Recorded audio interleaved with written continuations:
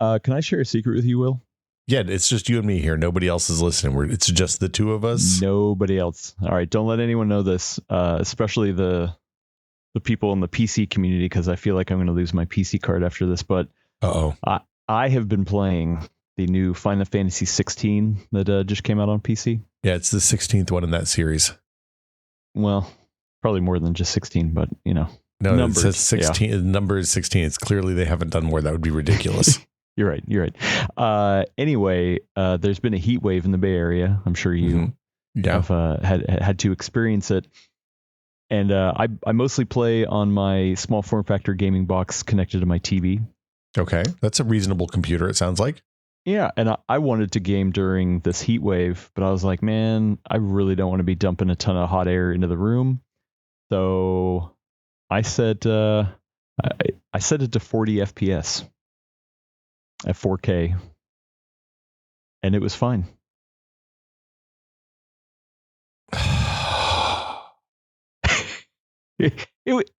It was completely playable. You know what? It felt like a console-like experience. A smooth 40. Look. You've been talking about smooth 30 for a really long time, to the point that I couldn't tell if it was a joke or a bit that I just didn't know the start of. Well, to be fair, that's from Gordon. Okay, so I can't take credit. But this is too far. 40. Look, I'm all about that 40 frames per second life on the PlayStation, or maybe even the Steam Deck. Mm-hmm. But when I have a full ass computer hooked up to a giant TV, smooth 40 is not where it's at. It's hard to describe it. It was fine. It was fine. Not only was it fine, I wasn't dumping a ton of hot air into my room, and I was happy about that. Actually, was your GPU fan even spinning? No. No, it wasn't. Okay, I will say I accidentally played Fortnite the other day, and I had it locked at 60 frames a second, and I was like, it's weird. The fans aren't even. And I looked down, and the fan wasn't even turning on the GPU, and I was like, oh, I've done something here. So I get it as a mistake. That's okay, but I don't know if a lifestyle choice. It seems like a bit much to me. Just don't tell anyone. All right. No, it's just between you and me, and nobody else has to know. Your secret's safe with me, buddy.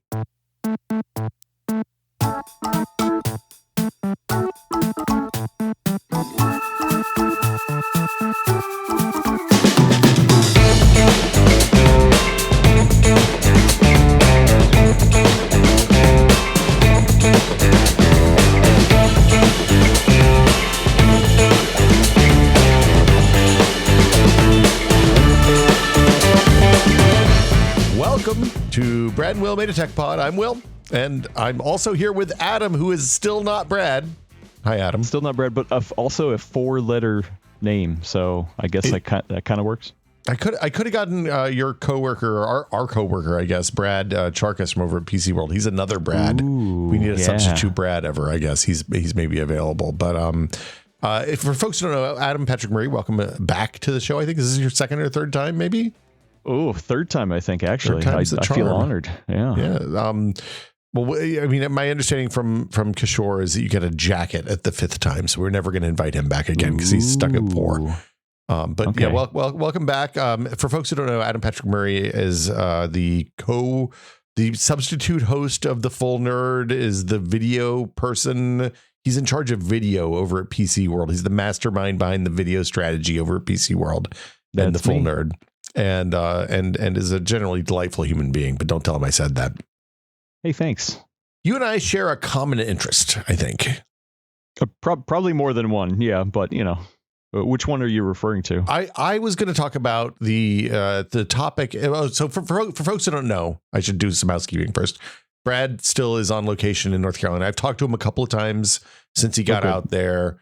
It's been a few days since I talked to him. The last time I talked to him, he still didn't have power yet, which was I think Saturday or Sunday. So it's still pretty hinky, and like the scale of devastation there is pretty rough. His folks are fine. His parents' house is relatively unscathed. They had a little minor flooding, he said.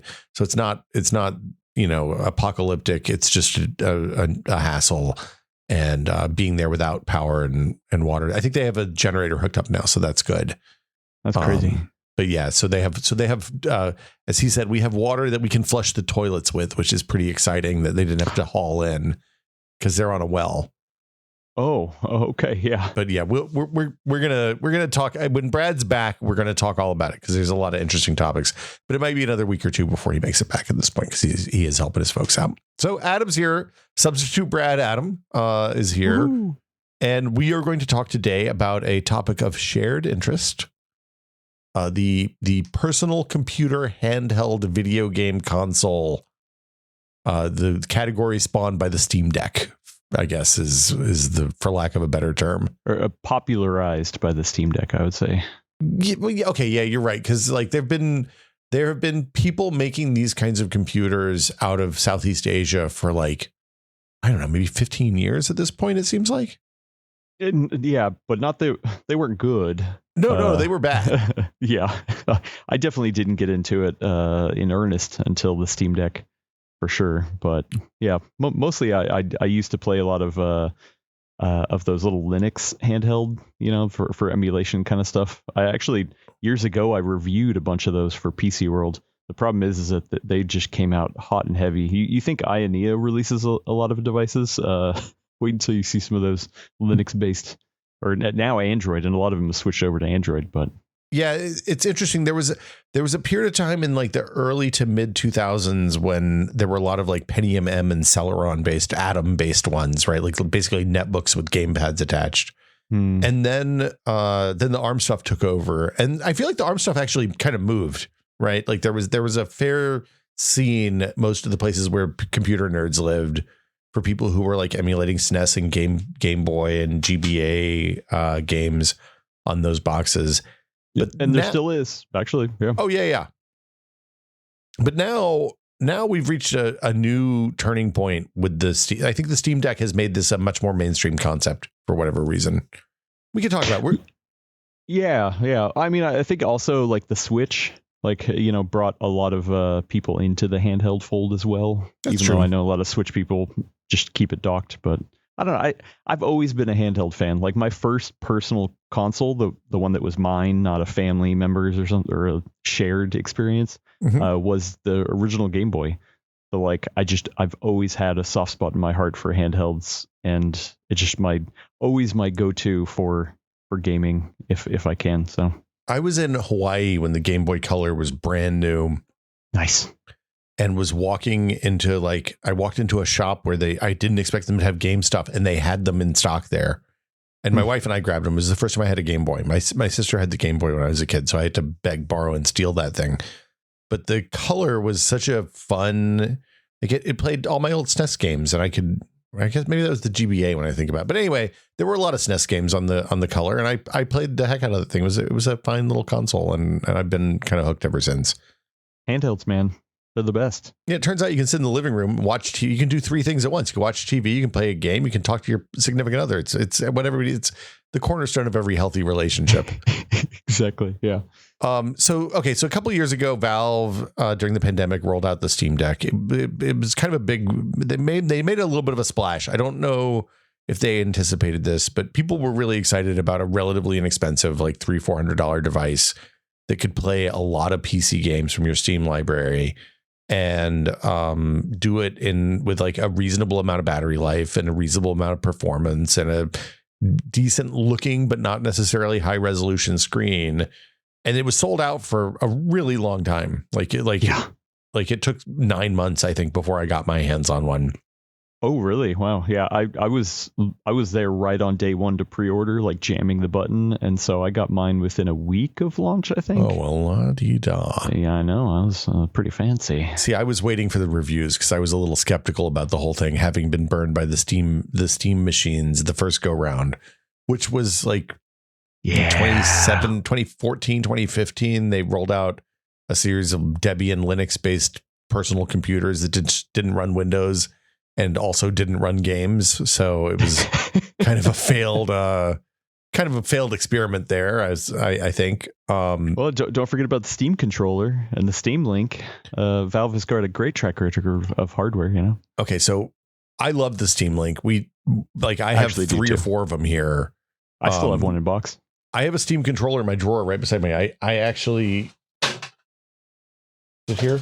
Yeah, here it is. It's right literally right next to you. Boom, right there. Boom. It's true. Yeah, I don't love the Steam controller, but I actually do love the Vive and the Index ones that kind of spawned off of the Steam controller. I think they're very good VR. The Index ones especially are very good VR controllers. Anyway, the point is they've been working on this. Hey, we can play Civilization in the living room thing for a long time, and like. The Steam Deck is kind of the culmination of all this. The thing we're talking about isn't necessarily just the Steam Deck, though, is that the handheld market has kind of grown and expanded beyond it. And you've spent a lot of time with the bits of it that I haven't. I've spent a lot of time with Steam Decks. I've spent a lot of time with the Linux side. You spent a ton of time with the Windows side. And I think there's an interesting kind of like, hey, where's all this stuff at right now? Because we're getting ready to see the second wave of these is going to start coming out soon. And I'm really wildly curious to see what happens. And there's also some interesting rumors going on with like, Valve rolling out ARM binaries and stuff like that for their SteamOS front end for Arch that they're running. They're putting money into Arch Linux development now. Like it's crazy. It's one of those things where like I'm deep in it and I love just reading about all the small little announcements or rumors or anything like that. But I also am having a hard time getting a sense of just how big the market is. I mean, I've talked to a lot of vendors who make the Windows-based ones, and they're like, "Oh yeah, this is a growth market for us. We're definitely keeping an eye on it." But also at the same time, like they're like, "Yeah, we don't think it's going to sell like hotcakes, but if it's a gaming device that has a lot of interest, then we want to be there. We want our company name to be top of mind for gamers." So the major companies have thrown in, for the most part, all of the major laptop manufacturers have gotten into the game. There's no Dell or HP, no Acer, I don't think, right?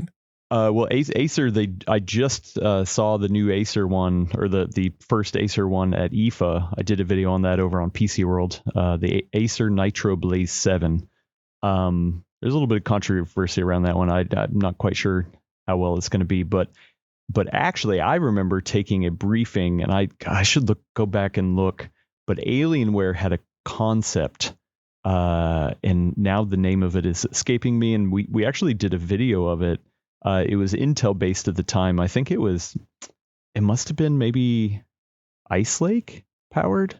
I can't remember, but it was an Alienware handheld with detachable controllers. It was maybe 2018, CES 2018, maybe. The UFO concept? Is that it? Yes, that's it. That is it. The UFO. Yeah, we did a video on it. I remember Gordon, Gordon's not a huge handheld gamer, if you know Gordon.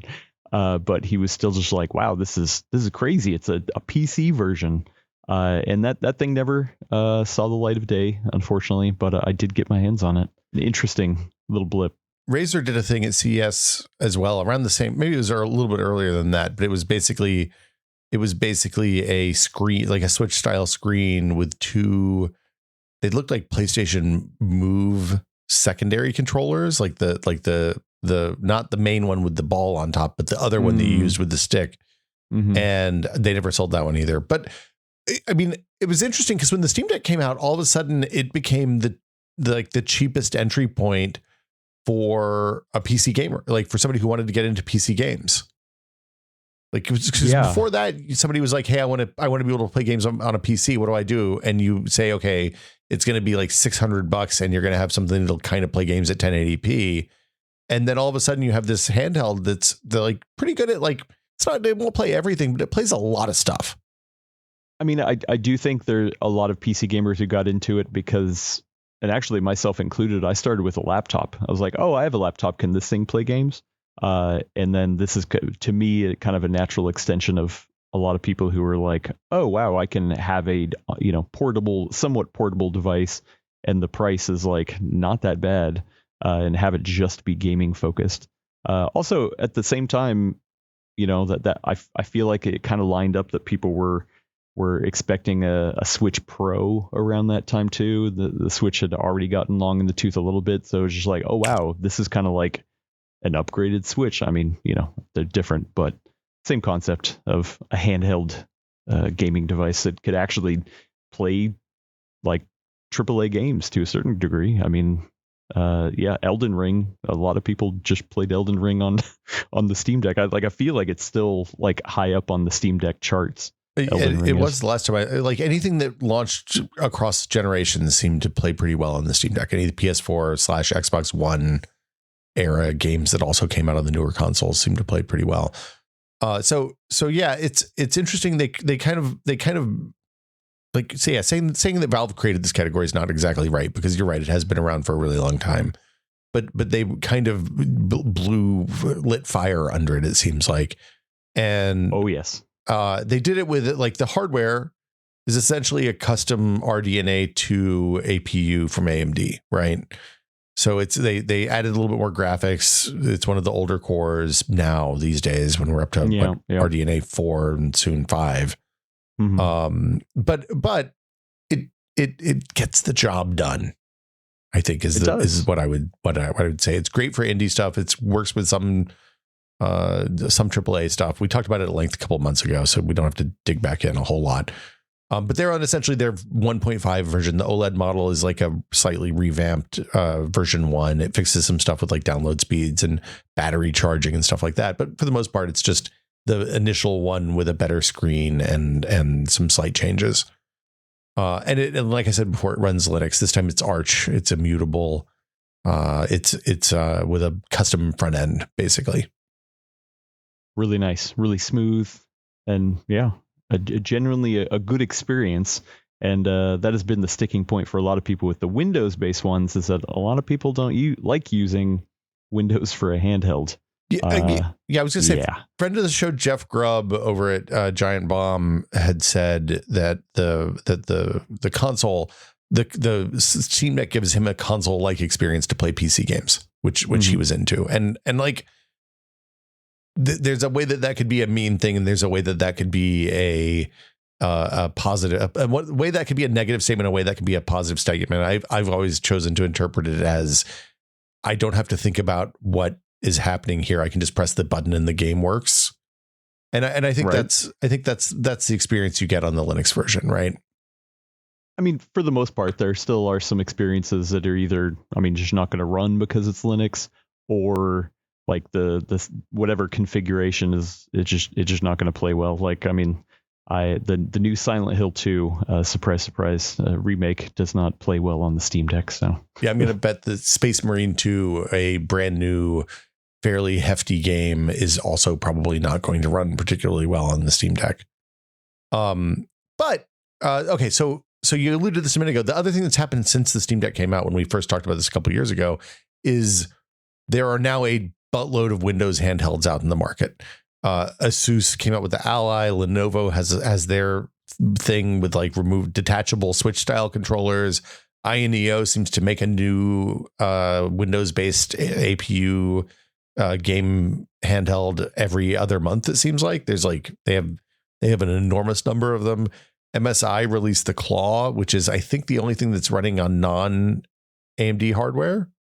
Not the only thing. I actually did have another Meteor Lake based device. The one player. God, it's a horrible name. I'm butchering it. The one player XX1 or something like that. But it's this one's actually interesting because it's like a tablet that you attach controllers on the side. Yeah. Okay. So it's the 1X player X1. Yes. And it has a Ryzen 7 8840U. So it has like a real laptop processor instead of an APU, right? No, I've a Meteor Lake based one. Oh, you have a Meteor Lake based one. Okay. Yeah. So anyway, the upshot is most of these are AMD. There's a handful of Intel. The experience is pretty much the same across all those platforms. I think the Claw, the MSI Intel based one, had some perf problems at the beginning just because it's using Intel graphics, which are a little fraught. But it seems like that's working out. It's improving at least over time. I don't know that I would recommend probably buying one of those right now. But the point is, there's a broad selection of hardware available on the Windows side. that's typically fairly high powered compared to the Steam Deck. Oh yeah, I mean, like none of it I would say is like leaps and bounds above a Steam Deck experience. I mean, Valve has done a lot of tuning, even with that older hardware. I mean, it's kind of like what Nintendo's done with the Switch. Is like, I mean, that thing is really old, but it's still playing games fairly well, and it's good enough, right? And this is even better because it's newer. But the Windows experiences are like, oh, you want a little bit more, okay. And then every generation of new AMD APU that comes up is not revolutionary, but it's like 10% better, or hey, better battery life, things like that. So it's incremental in a way that I think on the Windows side, the companies are always going to want to increment a little bit quicker than probably Valve. I think Valve is going to take a longer approach, kind of like Nintendo, personally, is what I think. But well, and the other thing you're seeing is better screens faster. So a lot of the Windows handhelds are shipping with 1080p screens, which, look, there's limits to human vision at that distance from your face and that size screen. They're like 7 or 8 inch screens typically. And I think the Steam Deck is a 1280 by 800, and we're seeing some kind of ridiculous resolutions, frankly, on some of the Windows handhelds. Yeah, the Lenovo Legion Go, which is not a personal favorite one of mine, but it's 8-inch 1600p screen, and it's like, oh, okay, well, it didn't really need to be like that. But I mean, like, you look at what's going on with the Ally line, and they've done, like, they just did a refresh a couple months ago now, I guess. And you're getting better APUs, better screens, better battery life. They're rearranging, they're changing the orientation of the SSDs on the back. You get multiple SSD slots, all sorts of crazy stuff, right? Yeah, I mean, and that's the other thing I like about this community too, is that you can do a lot of modding. I mean, I switched out the backplate on my Steam Deck. D-Brand has custom skins. I think that my first edition Steam Deck, the launch one, I should say, I switched out to Hall effect sticks. I got those really bad fans, so I cracked it open and put in a different fan. So like you can tinker with it if you want to. And that's one of the things I like about all these. Well, Valve especially has partnered with iFixit, I think, so you can buy replacement parts and like do your own repairs if you so desire, which is cool. It's great. Okay, so let's talk about, if you're looking at these things and you're curious and you don't know what to do.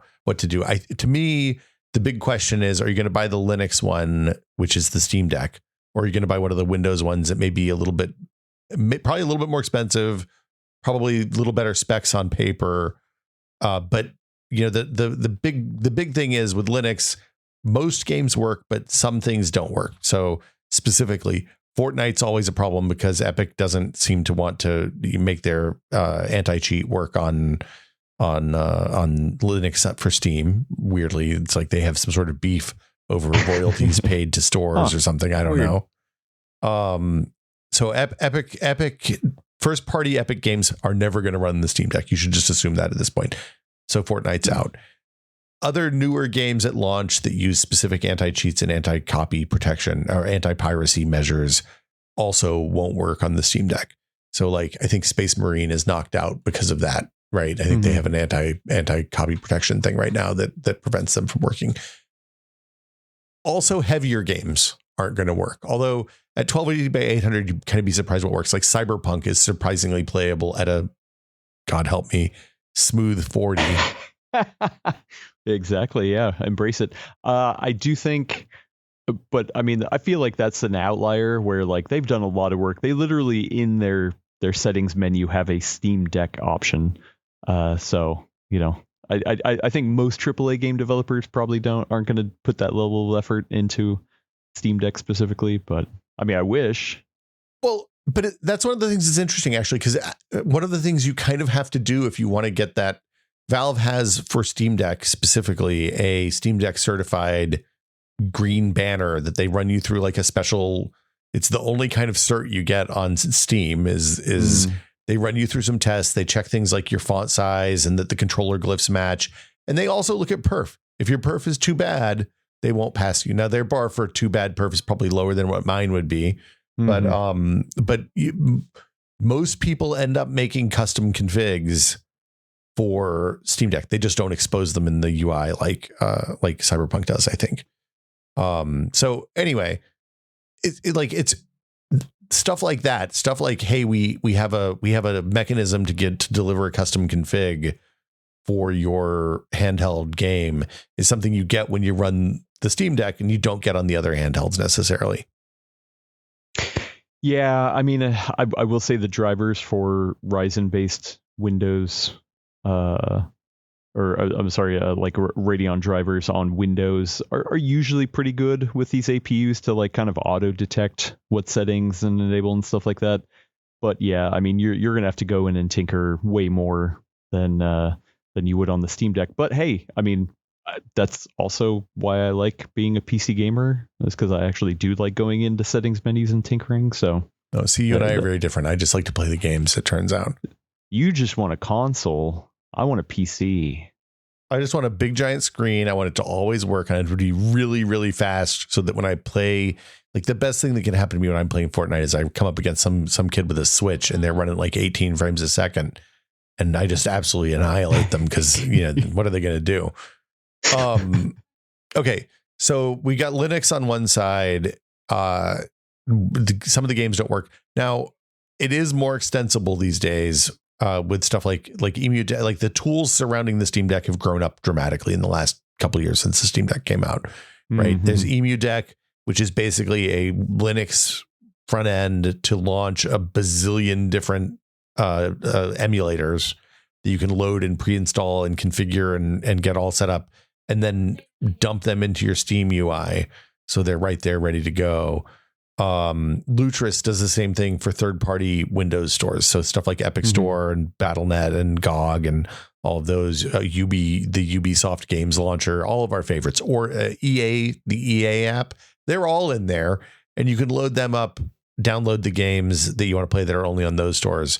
You can even use stuff like Decky Loader to automatically add all the non-Steam games, all the emulator stuff into the Steam UI with art and everything, so that you don't have to like manually download images from the Steam Grid DB or any of that stuff and then put them in on the Linux desktop. It's gotten pretty easy to play non-Steam games on your Steam Deck at this point. Once again, with the caveats of course, there are games that just either are not going to run because they anti-cheat or just too heavy for performance wise.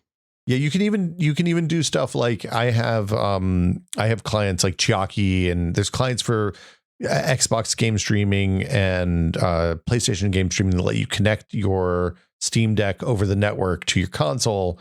So like I played a lot of Astrobot on the Steam Deck, although I do have to say, PlayStation games, especially that use the DualSense triggers, the adaptive triggers for gameplay stuff, you lose a lot when you play those on non-adaptive trigger games. But when you plug that into the console, when you plug that into the TV, the Steam Deck into the TV, and you're streaming from the PlayStation 5 to the Steam Deck, and you use a DualSense on the Steam Deck as your Steam Deck controller and you're playing on the TV, you still get the adaptive triggers and stuff now. That's pretty cool. Oh, nice. Yeah. Okay, so that's the sitch with Linux. Like it's I'm going to say I like it a lot because as a whole, you have like one place you update the OS. You're not fooling with updating drivers, you're not fooling with updating Windows software, you're not fooling with updating the game clients. It's all just part of the OS. And when you hit the button, it installs it all, and you don't have to worry about it. And there's not like 50 places to look at things. Now, Windows, everything works on Windows. That's pretty nice. Windows is Windows. It's just Windows. What do you want to do with it? You can do whatever you want with it. Yeah, like you can, and all of these handheld devices come with some vendor built, I want to say 10-foot UI, but it's a handheld UI that's supposed to supplant the Steam big picture mode, or, I guess Epic and GOG and all these other things don't really have big picture modes. But the point is, it's the thing you're supposed to use to navigate with the gamepad controls. And then you can shell out to the windows if you want, and you have like the kind of bad touchscreen experience we've all become accustomed to with Windows on a touchscreen. But it's kind of a pain in the ass to maintain. Yeah, I mean, I'll give you that for sure. Is that the most simple experience is still kind of complicated because it's Windows, because you're going through and setting things up and then making sure you're updated in Windows Update or whatever the actual launcher that the company provides. I think the bigger problem too is that you can't launch the game. You can't download the games directly from the launcher. The launcher is only seeing games that are installed already on the system. So so you can't, even when you have things configured and up and running and Steam starts automatically when you start up, it's not like you can go straight into that launcher and be like, hey, you know what?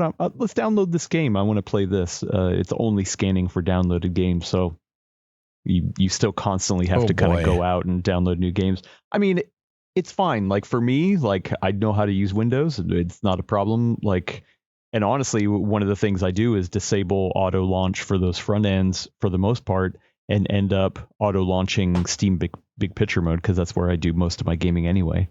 So, I mean, it's not perfect, but just auto launching into big picture mode kind of makes it closer to the Steam Deck, the normal. I could see that, but then you still have things like driver updates and Steam updates, and like you get tabbed out for some reason. Like you're like, oh, what happened? Why'd my game go away? And it's like your video card driver is like, hey man, you should consider upgrading me. It's probably time. Hey, do you want to get the new version of the Zoom client? It's great. You're gonna love this. Hey, you want to sign up for Phone Link? I actually I like Phone Link. It's pretty good, but I also you do. Oh. Look, I'm on an iOS device, so I don't have an easy way to get text messages on my computer. And it turns out it's really nice to be able to send a text message from your computer sometimes. Got it. Anyway, the manufacturer front ends are wildly varying qualities, though, in my experience, right? Like the ASUS one, I think is actually pretty good. I tested the Lenovo Legion, and I was kind of disappointed in that one. I haven't spent any time with the Ioneos, but I can imagine that they're all over the place. And actually, the ASUS front end launcher just went through a major revision recently too, so it's gotten better. A lot of them are continuing to iterate.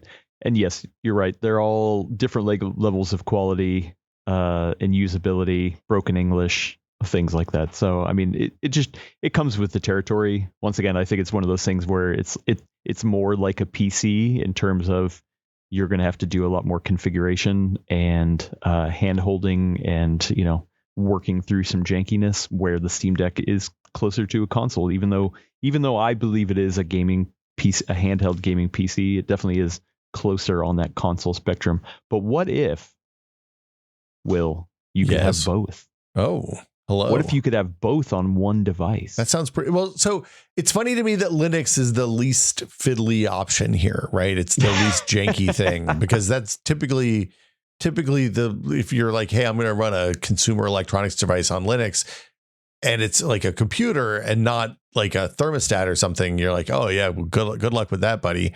But it's like, that's where we're at with this. I think that's where we're at with this category. And yes, there is a third way. I have it written down here in the notes. Even it says a third way. There is a third way, and it's something that has definitely made me a recent convert. So we're talking about Bazzite. Yeah, and we actually did a video in this on the PC World channel, our experiences with it. So we kind of go in depth over there. But the idea is, what if you could get a Windows-based handheld and actually dual boot, have one partition be Windows, the other partition be Bazzite, which in my mind has been the best of both worlds, to tell you the truth. I mean, I say, why even dual boot? I just say put Linux on that bad boy. But also, the one piece of feedback there were a couple pieces of feedback from that video, because it's been up for a minute now. One is that there was some Bazzite. I don't know what the right way to say it is. They don't have it on their website. When I looked, I couldn't find anything. So Bazzite, I don't know. Bazzite. I don't know. It's really good. It's based on Fedora, the Fedora Immutable Core, Fedora Atomic Desktops. And the mutable just means that it like the Steam Deck OS that Valve ships based on Arch, the main gist of the OS partition is not writable in a way that is meaningful. And when you blow away that partition and update an image, you're just updating a system image that replaces all of the software instead of doing the typical, apt update that pulls down everything from their repos and updates each package individually. It means it's easier to maintain is the TLDR if you don't care about a bunch of Linux stuff. And it's really neat. It's like a really good, it's a good balance of what you get with the Steam Deck OS on Linux and running it on slightly more capable hardware is kind of the long and short of it, I think. Yeah, so I've been playing on the ROG the ASUS ROG Ally X, which is running a Z1 Extreme. The Ally X brought a lot of improvements to battery life and things like that, versus the initial ROG Ally. And wow, when I got sent this one, I will say this was sent from ASUS for review purposes, and one of the first things I did after setting up the Windows side of it was to actually partition it and get Bazzite running on there. And I'll tell you what, I have been mainly using Bazzite on that system, and it is glorious. Why I didn't just go with Bazzite and I'm still dual booting is because I might run into one of those situations where it's like, oh well, I actually need Windows for this to run. So it's like a fail safe, right? And I think you set it up with 2 SSDs because that particular handheld has 2 SSD slots, I think, right? No, only one slot. I got I got a 4 terabyte drive and did dual 2 terabyte. But like now that I look back, I could have easily gotten away with a 2 terabyte drive and put most of the partition on Bazzite, because I was like, there'll be maybe like half games that I want to play on one, half games I want to play on the other. That has not been the case so far. I easily could have done with a smaller Windows install. Yeah, so Bazzite, for people who have a handheld want to try it out, you can go to bazzite.gg. One of the neat things about it is that you actually configure it when you're setting up when you're downloading, like it asks you questions and it hands you an image that's the appropriate image for the machine you want to put it on. So you can put it on a set-top box, a home theater PC, you can put it on a laptop, you can put it on a desktop, and it asks you all the way down to like what GPU you have, and then dumps you the right version, what desktop environment you want to use, and then it gives you the right version for your answers to the questions, which you burn using like Rufus or Balena file etcher to put on a thumb drive, and then you just boot the thing off of it, boot the handheld off of it, and like 30 minutes later you're up and running. Yeah, no, it's great. I mean, I think the thing is, if we're talking about like decision trees on what people should buy, I still think the vast majority of people should get a Steam Deck. I think the equation is different if you already are a PC person, you're comfortable building computers and you have a huge Steam library, or maybe a library in other launchers that you want to maintain, and you're willing to do some fiddling stuff, and also quite honestly to have more disposable income, because as amazing as that ROG Ally X is, and I think it is the most premium handheld on the market right now in my mind, or the best premium handheld on the market right now, but it's still $800. That's a lot of cheddar. And $800 is a lot. That is a lot of money. I mean, that's like should you get a PlayStation 4 Pro or 5 Pro Professional or an ROG Ally X? I know which one I'd pick, but or like you can build a pretty nice like small form factor, small desktop for $800 these days. Yeah. So like you really want to know that you're into it. So that's why I think the market is pretty small. And if anyone has any passing interest, they're probably looking for something on the cheaper end, which I mean Valve offers. And that's great. I mean I think that's part of the reason why they've been able to maintain this this market. I was going to say the Steam Deck, the LCD one is $400, and I saw, and that's with I think that's with the 256 gigabyte SSD. I saw them on sale the other day for $100 off that, I think. Yeah, I did that too. Yeah. And every once in a while they'll do like refurbished sales as well. Yeah. So it's definitely a less expensive way into the ecosystem and the experience. Yeah. They're selling refurb 512 gigabyte models of the LCD for $360 right now. So yeah, like that's, and I don't know much about their Valve's refurb program. Do you know? I mean, they have a descriptor on their website that says, hey, here's what we do. We take it apart and we thoroughly clean and test to make sure it's all good. It gets complete factory reset, updated the latest software, and 100 tests at one of Valve's facilities, like controller inputs, audio system, screen, internals, fan, stuff like that. And they test battery health to ensure that it has the proper functionality and longevity. Nice. So it says they may have minor cosmetic blemishes, but they provide a reliable, high quality experience at a lower cost. Yeah, that seems pretty good. Yeah, yeah. I wish in the future there could be a way to figure out and maintain costs for all these devices and kind of bring them down. My worry is that they'll just probably continue to, try to keep packing cutting edge features and maintain the same price points that they're at now. But yeah, I guess we'll see. To me, $300 to $400 seems like a fair price, like an eminently fair price for this. Because you think about it, you're getting a screen, you're getting a hand controllers, you're getting the guts that make the games work. And when you get above that, it starts to get into luxury item territory. I mean, these are all luxury items, I guess, unless it's your only PC or your only PC gaming type situation. Above that, it feels like a much more of a luxury item, and it gets a little more hinky. But also, I do have to say, so I took the Ally X for a few days after we put Bazzite on it, and I was really pleasantly surprised by the quality of the experience. Because one of the things that they do with the Bazzite installers, they actually ask you which handheld you're putting it on, and they do all the weird configuration stuff that you have to do to get the controller inputs mapping right, so that as soon as you get past that initial install process, you can use the game pads and all that stuff from the get-go, which is pretty good. Yeah, I didn't have to configure anything about the game pads or anything like that. So yeah, so that's, I mean, I guess that's kind of it, right? Like they seem remarkably mature for a category that's like less than 5 years old.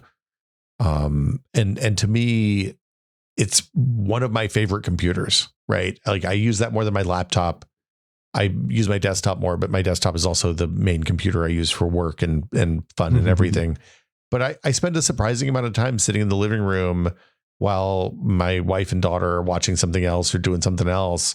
We're having shared time together, doing different activities. And it's a wonderful, like the physical comfort of the Steam Deck is really, really good.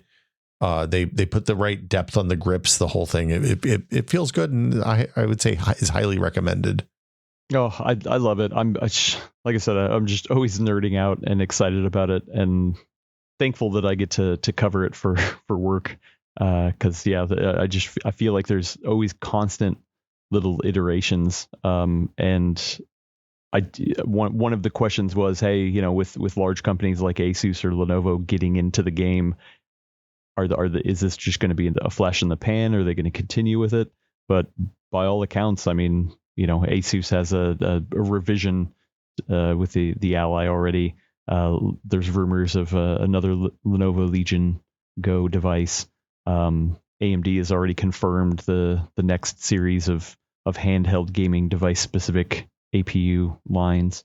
So I mean, it's something that every company is like really considering, and I don't think it's stopping anytime soon. If anything, I've seen feedback of people being like, "Oh my God, there's too many to pick from. It's almost too complicated." well, okay. So then to add another layer of complexity, there's interesting stuff happening outside of that as well. Because like the thing that I like about it most is I have a giant PC in my office. It has a big giant video card. It has a fast CPU, all that stuff. I love, and I have good Wi-Fi. And I love being able to hook up my Steam Deck to the desktop PC and stream games through there like I would for Xbox Cloud Play or whatever, but just from one room in my house to another. That experience is that experience is so good that one day when we were testing some of the stuff out at the PC World offices where you have good internet, I have good internet at home. I accidentally connected to my Steam machine, my PC running Steam at home, and was playing Helldivers at home in my living room. I thought I was playing in the lab in the other room, and we didn't realize it for a shocking amount of time. You're like, oh, I'm just connecting to a PC in the other room. And that like I feel like it was like a little more hitchy than usual, and you're like, and you double checked, you're like, oh my god, I'm connected to my PC at home. But I played for a good 10 or 15 minutes, and then we had a hiccup, and I was like, oh, this hasn't happened before. I wonder what happened. It's the streaming experience is shockingly good. It's a little up and down based on some games are better than others, like especially games that live outside of Steam. You may want to use something like Sunshine or Moonlight, which are the open source implementations of NVIDIA's game stream kind of protocol that used to be part of the NVIDIA Shield handhelds. The NVIDIA spun it out. They pulled it out of their GeForce experience. They pulled it out of the Shields, as far as I know. And now you can download Moonlight clients, which is the client. You can download the server, which is called Sunshine. You can run it on pretty much anything at this point. It's a really nice remote desktop with very low latency and good throughput for games. So like, for example, Star Wars Outlaws, I have that up and working in my Steam UI. When I launch it with the Steam streaming thing, it's always a little janky. When I run it through Moonlight and Sunshine, it's flawless. You wouldn't know that it's not running on the device. And in fact, actually, the way you wouldn't know it's running, the only way you could tell it's running on the device is because you're streaming video instead of actually rendering the game. The battery life goes from like 2 hours to like as longer than my hands will hold the controller because they get cramped up and tired. And I mean, and other than streaming locally, streaming from the cloud, I can't remember which game it was, but it was one that was a beefier that came out earlier this year that I was like, this is not going to run well on the handheld. But I connected to GeForce Now and actually like streamed it to the handheld, and it was a shockingly good experience as well.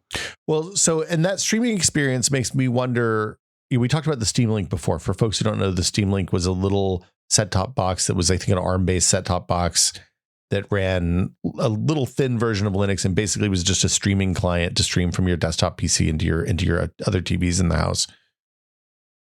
And like, it was a great experience when it worked, right? Mm-hmm. If you had a wired connection into your entertainment center, you only were running at 1080p because that's where it maxed out. It was a really, really great way to play games on the big screen in the main room in your house. Mm-hmm. Up until the point that, you know, we all got 4K TVs and we moved beyond those days. Now, when you plug your Steam Deck into a dock and hook it into Ethernet and or 802.11ax or Wi-Fi 5, 6, or 7, probably 6 is better than 5 realistically, but that experience can still be really good. And it made me wonder if we could take these like homebrew versions of the Steam Deck OS, like Bazzite, and run them on set-top boxes to stream games into your living room. We tried it. Yeah. I spent time working on it. The experience was great with the right hardware. You want to have like an RDNA 2 or newer box. Unfortunately, almost all of those are pretty expensive. Yeah, well, expensive specifically for streaming use cases. Yeah, for the streaming use case, I'd want something that's like in the 100 to 150, maybe 200 at the outside dollar range. Yeah, which is like an Apple TV, right? Yeah, an Apple TV starts at like $150, I think, which seems right. Unfortunately, at the AMD SER, the AMD APUs that are suitable for running Bazzite and the Steam Deck UI are typically too expensive. Like they come in at $600-700 for those boxes, which feels pretty overpriced for something that plugs into the TV. And when you're running them at 4K resolution, especially, the GPU in the APU's graphics processing unit can't keep up with the number of pixels that are on the screen. So your native game performance is kind of crappy. Unless it's like a real low weight indie game or, 2D Yeah, kind of game. So 2D stuff was great. Like I played Dead Cells and Hades, and even 2D stuff with some 3D stuff like Hades was fine. Ultimate Chicken Horse runs great. That game's pretty light.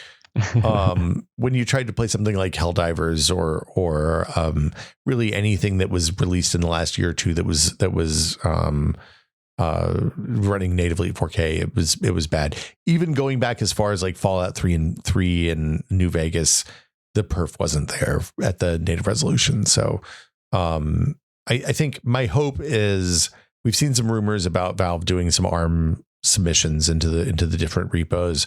My hope is that means that they're working on an ARM set-top box to a Steam Link 2 link harder is my dream. Steam Link 2 link harder. I would buy that.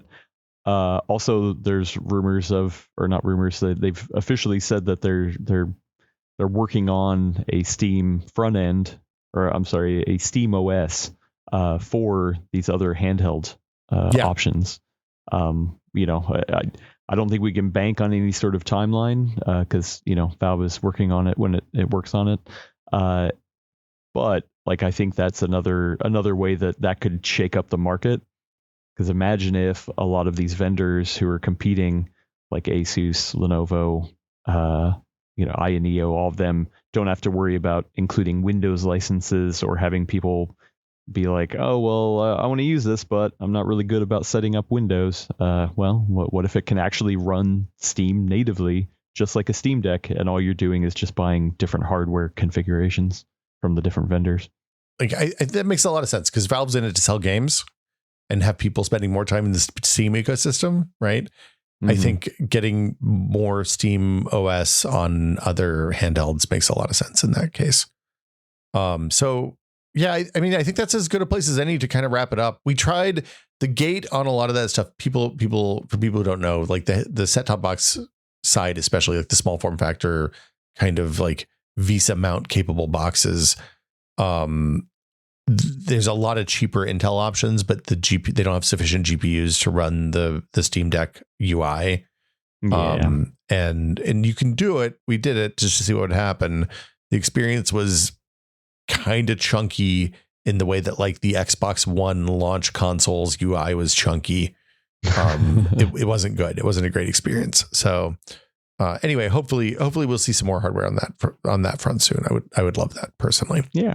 I guess this is a good place as any to wrap it up, Adam. And do you have anything else you think we should hit before we sign off? No. I'm once again, I'm curious to see how many people actually are watching this space. So I want to get over on the Discord and see what people think in this podcast episode.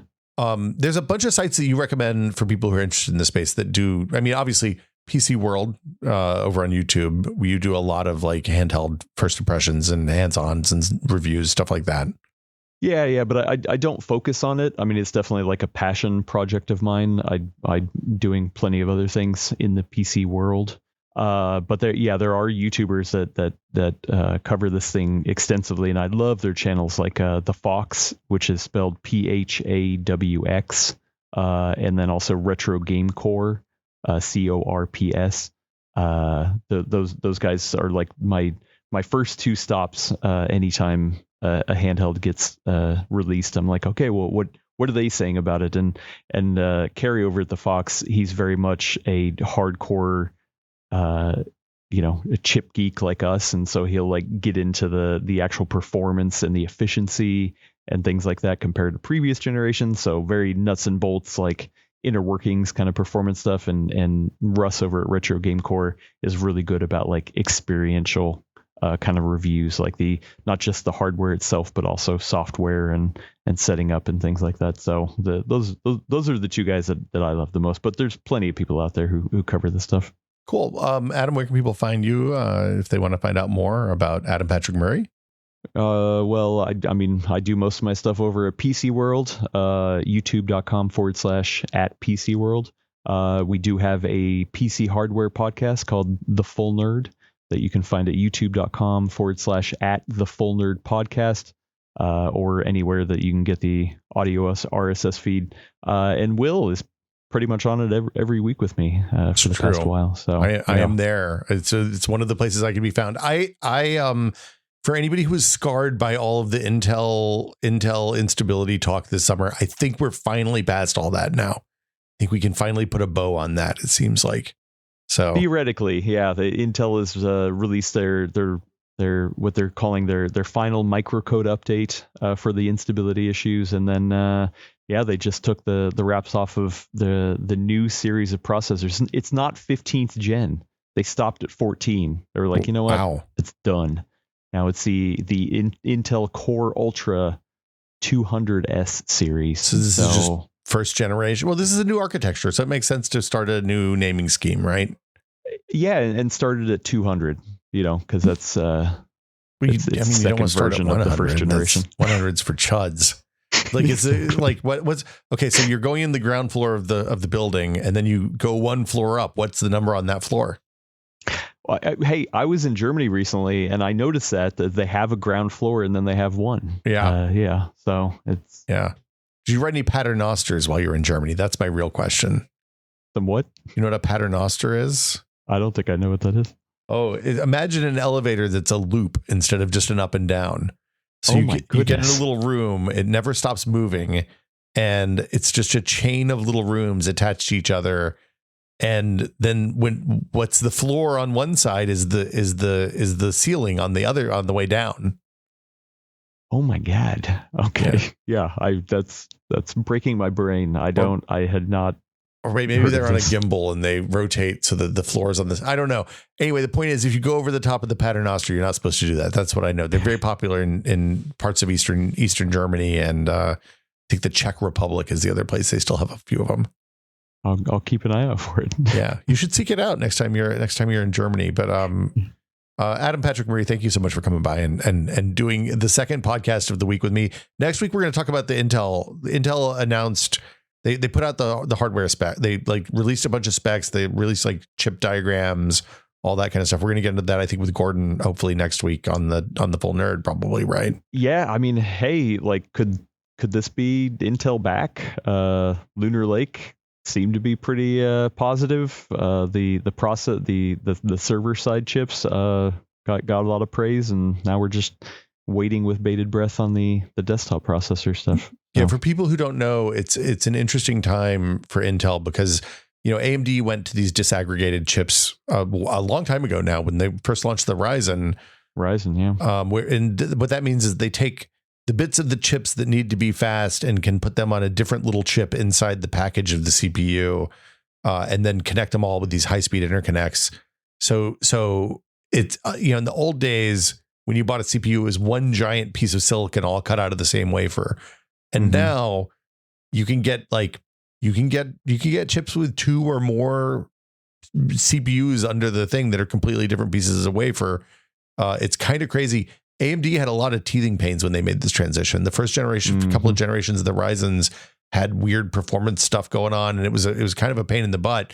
They've worked all that out, and I think starting with the probably Ryzen 5, but really even maybe one generation before that, they've been really good.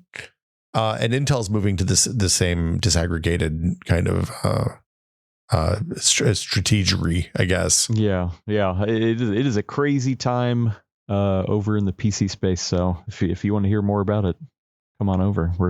We'll always talk with fellow PC nerds. Adam, thanks again for coming by. This is always great to chat with you, and I will see you on Tuesday for an episode of The Full Nerd.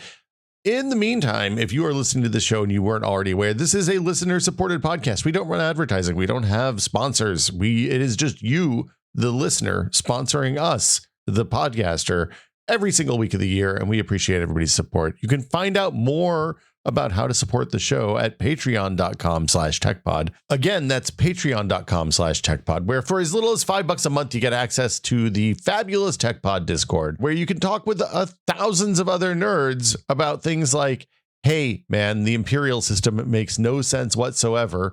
Or what about how to take care of your cast iron pans? I learned a lot and then watched some actual real crimes when people put their cast iron in the dishwasher this morning. Which wow, I don't even know where to start with that. But look, you can do a lot to cast iron. Please just don't put it in the dishwasher. As always, we appreciate all of our patrons, but we especially want to give a shout out to our executive producer, tier patrons. including Andrew Slosky, Jordan Lippett, Bunny Fiend, Twinkle Twinkie, David Allen, James Kamek, and Pantheon, makers of the HS3 high-speed 3D printer. Thank you all so much for your support. We appreciate everybody, and we appreciate you spending your Sunday mornings with us. We will be back next week with another edition of the Tech Pod. I think Brad might still be out for that one, but I'm not 100%. Regardless, we'll be here tech podding just like always. Sunday morning in your ears while you're making pancakes for the fam. Hope you have a lovely, lovely week, and we will see you next Sunday. Bye, everybody.